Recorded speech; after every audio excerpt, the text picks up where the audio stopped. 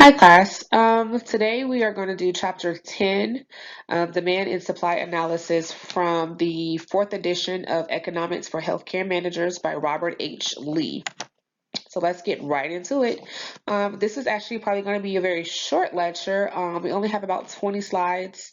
Usually our slides are about 40 or 50, but this one only has 20 because you will be looking and going over your graphs more in your book. So let's begin. After mastering this material, students should be able to interpret demand and supply curves, be able to make a simple forecast, and finally identify demand and supply shifters. Demand and supply analysis lets managers forecast effects of a policy shift, forecast effects of technology shifts, and forecast the effects of shifts in income, price substitutes, price complements, and the price of inputs. Demand and supply analysis. Market equilibrium occurs when the demand and supply curves cross. At that price, the quantity demand equals the quantity supplied, and there's no pressure for prices to change. As we see here, our intersection point is our no pressure zone.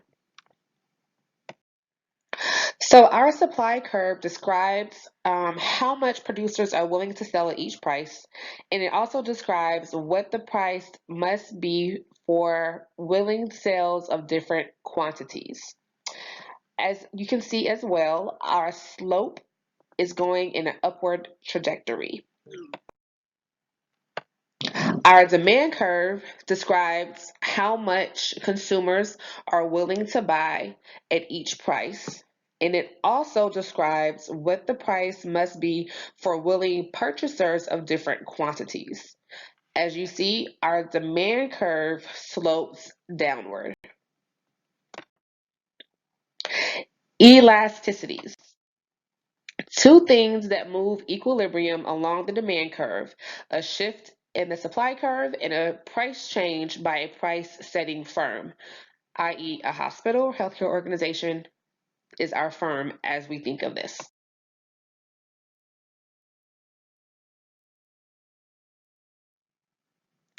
Insurance.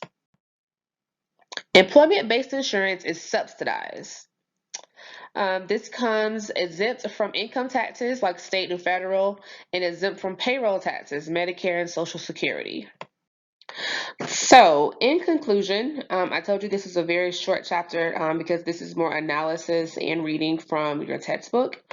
Healthcare markets are complex. Consumers rely on others for advice.